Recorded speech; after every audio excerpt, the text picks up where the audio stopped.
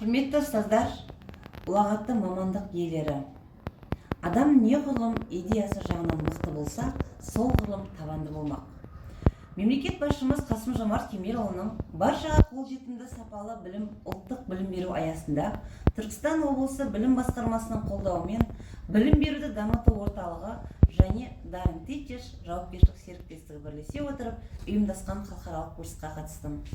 Бұл курста көшбасшы мемлекеттер Сингапур, Оңтүстік Корея, Жапония, Англия, Канада, Финляндия мемлекеттерінің білім беру саласындағы қолданып жатқан әдістері мен озық тәжірибелермен еліміздің арнайы білім саласында еңбек етіп келе жатқан сауатты ұстаз спикерлеріміз бөлісті.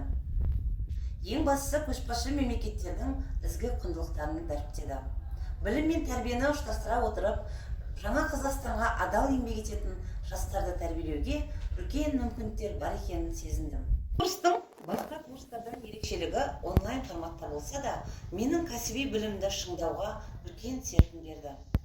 Осы курста менің сабаққа деген қызығушылығымды арттырып, ары қарай қызығуыма шабыт берген Абдыбай Алмат мырзаға рахметім шексіз. Дамыған мемлекеттердің әдістерімен бөліскен дәріс берушілер Омарбек Көшімбайұлы, Данияр Бейбатыр, Пайызов Ермек, Аралбек Берікұлы, Баймағамбет Мұхит,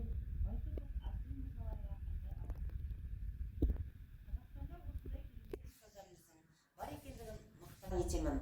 Жалпы айтқанда көшбасшы елдердің әдістерін іс жүзінде алдағы уақыттарда қолдануды шештім. Курстан алған білімді әріптестеріммен бөлістім.